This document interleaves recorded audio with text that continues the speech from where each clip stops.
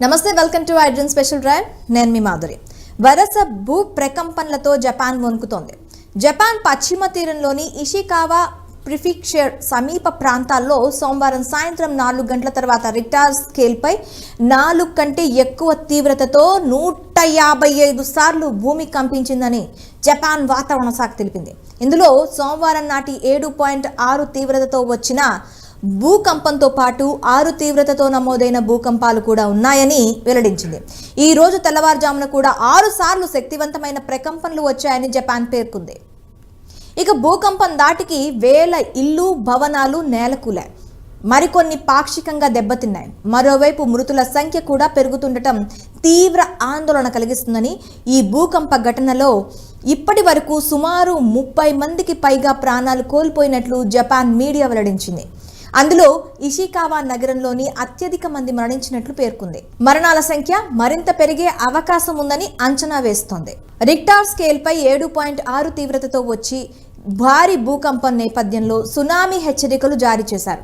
ఈ క్రమంలో జపాన్లో సునామీ రావడంతో అలలు మీటర్ ఎత్తు వరకు ఎగిసిపడ్డాయని, దీంతో పలు ఇండ్లు ధ్వంసమయ్యాయని, వాజిమా పట్టణంలో దాదాపు 30 భవనాలు కూలిపోయాయి. ఇక విద్యుత్ సరఫరా నిలిచిపోవడంతో 43,000కు పైగా నివాసితులు అంధకారంలోనే ఉండిపోయారని అధికారులు చెప్పారు. ఇషికావా తీరంలో అలలు విరుచుకుపడ్డాయి.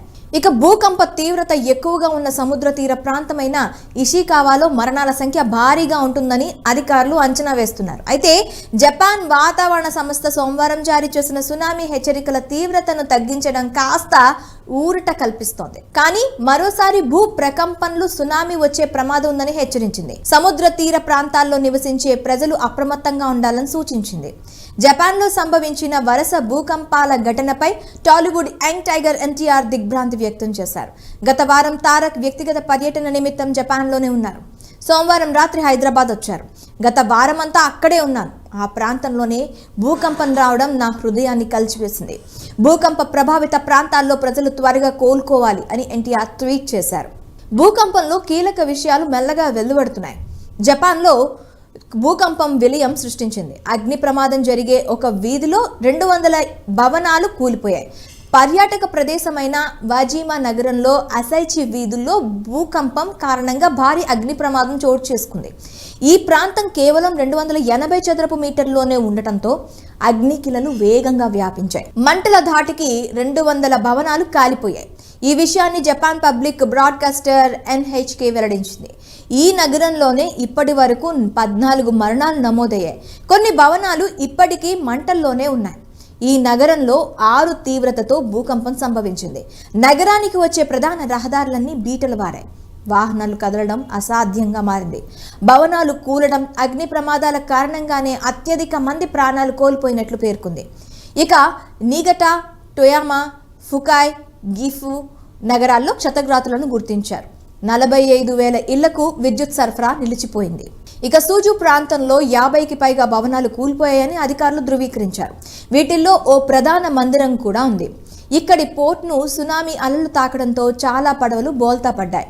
షీకా ప్రాంతంలో సోమవారం అత్యధికంగా 7 తీవ్రతతో భూకంపం వచ్చింది. ఇక్కడి టోగి వైద్యశాల భవనం ధ్వంసమైంది. చాలా ఇళ్లు కూలిపోయాయి. హీమి ప్రాంతంలో అత్యధికంగా కర్రలతో నిర్మించిన ఇళ్లుంటాయి.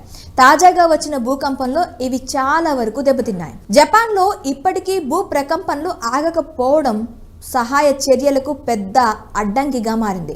అసలు ప్రాణ నష్టం ఎంతో తెలుసుకోవడం ఇప్పుడు జపాన్ ముందున్న ప్రధాన సమస్యగా మారింది. వేల సంఖ్యలో Japan self defence forces, fire ఫైటర్లు, పోలీసులను భూకంప ప్రభావిత ప్రాంతాలకు తరలించారు. దారుణంగా దెబ్బతిన్న ప్రధాన రహదారుల కారణంగా సహాయక చర్యలకు ఆటంకం కలుగుతోంది. ఈ ప్రాంతంలో ఉన్న ఏకైక ఎయిర్పోర్ట్లోని రన్వే భారీ పగుళ్లు ఏర్పడడంతో మూసివేయాల్సి వచ్చింది. ఇప్పుడు గాలింపు, సహాయక చర్యలు కాలంతో పోటీ పడుతూ చేస్తున్నామని జపాన్ ప్రధాని కిషిదా స్వయంగా వెల్లడించారు. ముఖ్యంగా భూకంప ప్రభావిత నోటో ద్వీపకల్పానికి సహాయక బృందాలు చేరడం ప్రధాన సమస్యగా మారిందని ఆయన వెల్లడించారు. సాధారణంగా భూకంపం నేరుగా మనిషి ప్రాణం తీయదు, కేవలం కూలిన భవనాలతోనే ప్రాణ నష్టం ఉంటుంది. గత చరిత్రను పరిశీలిస్తే భూకంపాలు వచ్చిన సమయంలో 90% మందిని తొలి 3 రోజుల్లోనే రక్షించగలిగినట్లు జపాన్ గణాంకాలు చెబుతున్నాయి. దీనికి తోడు వాతావరణం, సహాయక బృందాలు ఎంత వేగంగా చేరుకున్నాయి, పరికరాలు ఎంత తొందరగా అందుబాటులోకి వచ్చాయి అనేది కీలకం. భూకంపం వచ్చిన తొలి 24 గంటల్లో స్థానికులు చేతులు చిన్న చిన్న పరికరాలతో చేపట్టే సహాయక చర్యలు అత్యంత కీలకం. వీరే అత్యధిక మందిని కాపాడుతూ ఉంటారు. మరోవైపు అర్ధాంతరంగా నిలిపివేసిన 4 బుల్లెట్